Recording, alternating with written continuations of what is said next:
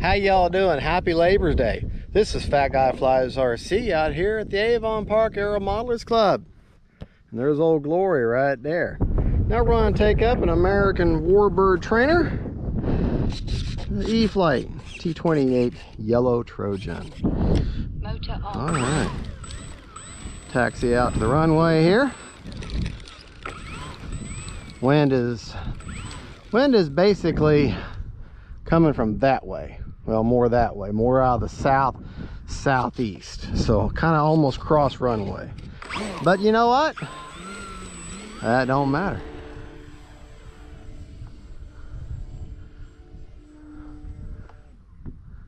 It's the Trojan.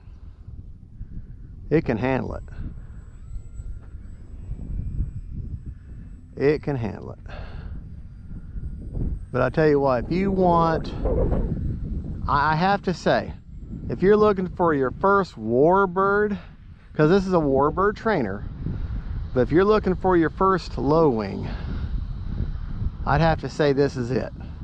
And then I would spend a little more money after you get used to this one and buy the Cherokee or the Cirrus SR22T. Either one of them would be good choices. This one can be quite aerobatic, as you can see. And I'm running a Spektrum 2200 4S center. And yeah, I'm on the runway right now. Power off, see what she does.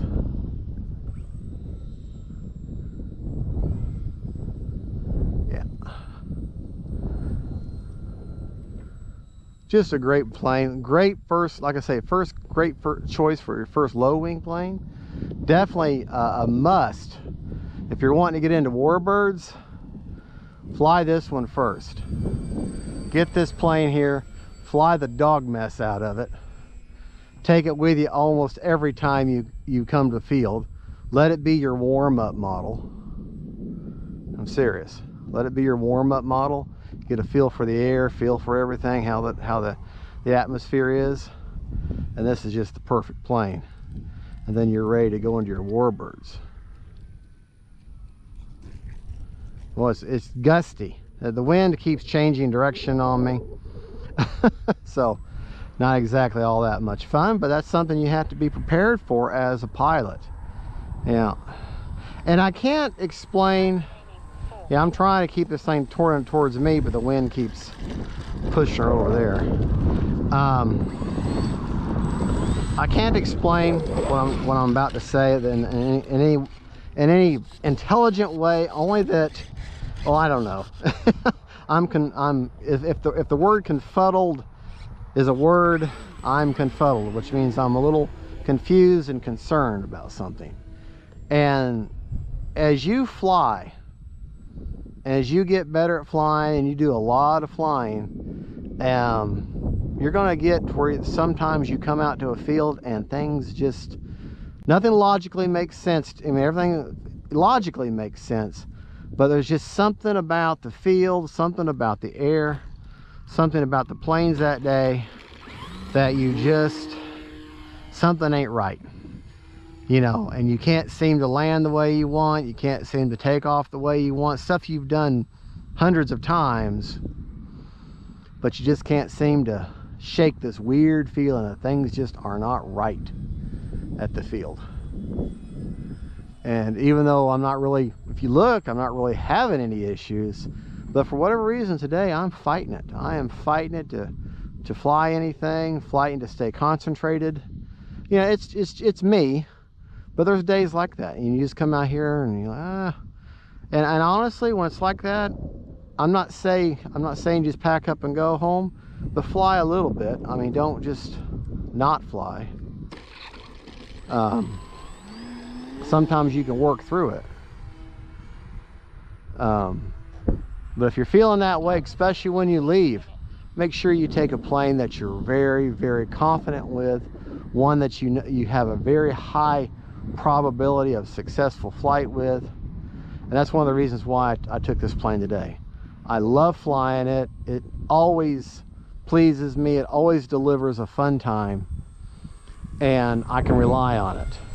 So you need to get planes like that. You got to have planes. And another plane that's like that, that I grab it, I never have a problem with it. I always love flying it, and it always delivers a fun time. And that is the Timber Turbo Evolution. That plane is a phenomenal. If it's not the most perfect RC plane is, I don't know what would be. A lot of you people are going to argue with me on that, but I'll tell you, that's a great. But as far as your first warbird like trainer, you can't go wrong with this one. You cannot go wrong with this one. And this yellow color, oh, even though it's getting kind of darkish gray now out here, I can still see this yellow no problem.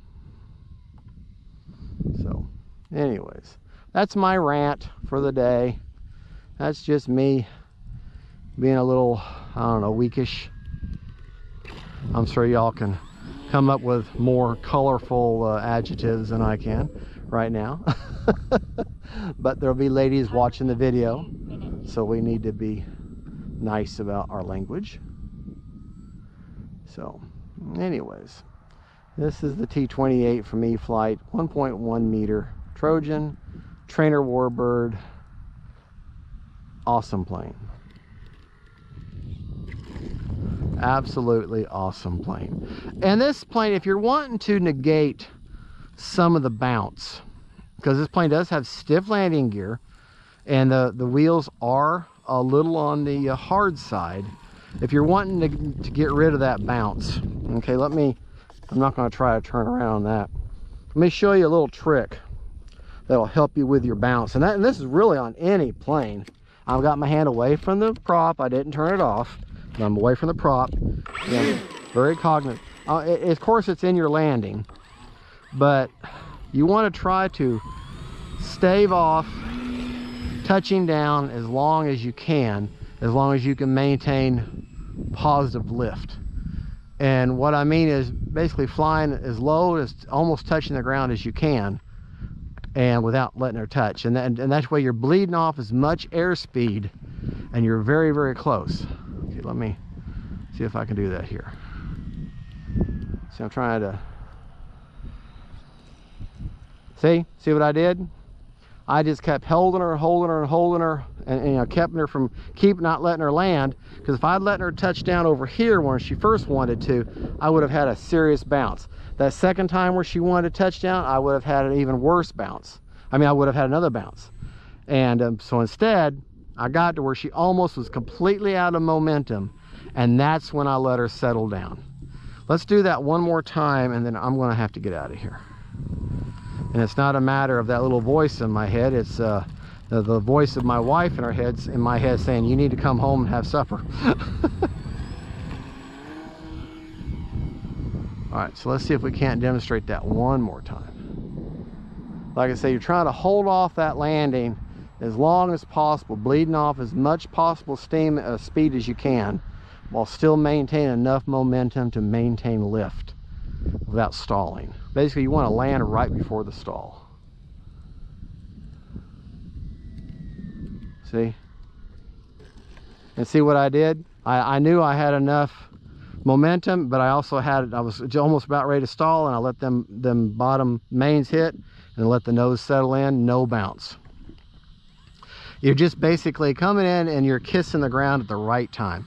And folks, that's not something you're going to be able to do. Rarely can you do that the first time. It just takes practice. It takes feel. It takes knowing your plane, knowing how she reacts, knowing at what point she actually will stall. When she stall is whenever an airplane is going and it can no longer maintain lift. Okay, it's not going fast enough air going over the wing to maintain lift. So then at that point you're going to stall, and whatever the plane does naturally, dips one wing, the other wing, dives, tail, whatever. And that's how that plane stalls. This is why you fly these planes, and you need to practice your landings, practice your takeoffs, get that skill down, the most important skill you got. All right, folks, flew for 4 minutes, flew her kind of hard. Let's take a look at the fancy, oh, I still got over half a battery. So you know what that means? I'm gonna go up again. That's right. Believe it or not, I'm gonna fly one more time. Who would have thunk, right? Gotta do it one more time. Just one more time.